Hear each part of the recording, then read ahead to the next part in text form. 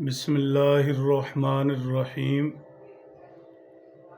عید قرباں کے موقع پر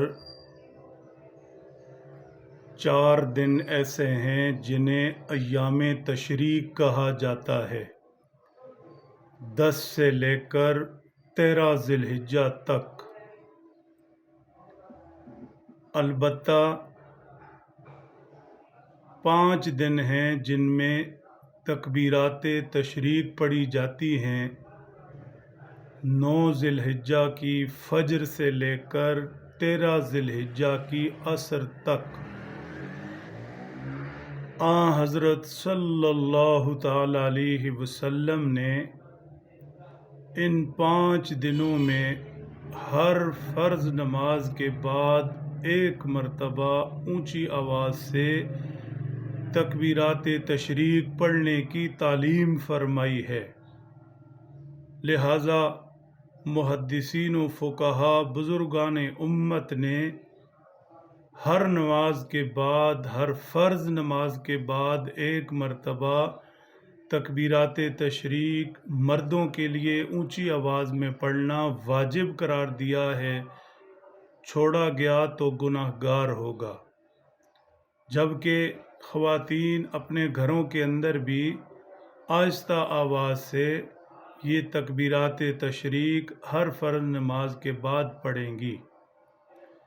تکبیرات تشریق کے الفاظ بڑے ایمان افروز ہیں، ان کی پوری حقیقت سمجھنی چاہیے، اچھی طرح سے یاد کرنا چاہیے، اچھے تلفظ سے سمجھ کر پڑھنا چاہیے۔ اللہ اکبر، اللہ اکبر، لا الہ الا اللہ واللہ اکبر، اللہ اکبر وللہ الحمد۔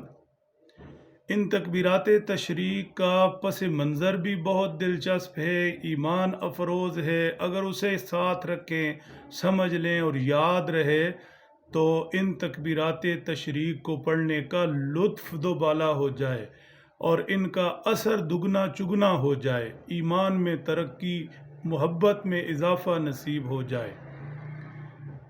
معاملہ یہ ہے کہ سیدنا حضرت ابراہیم علیہ السلام منا میں اللہ کے حکم پر اپنے فرزند سیدنا حضرت اسماعیل علیہ السلام کو قربان کرنے کے لیے تیار ہیں، ان کی گردن پر چھری رکھ چکے ہیں۔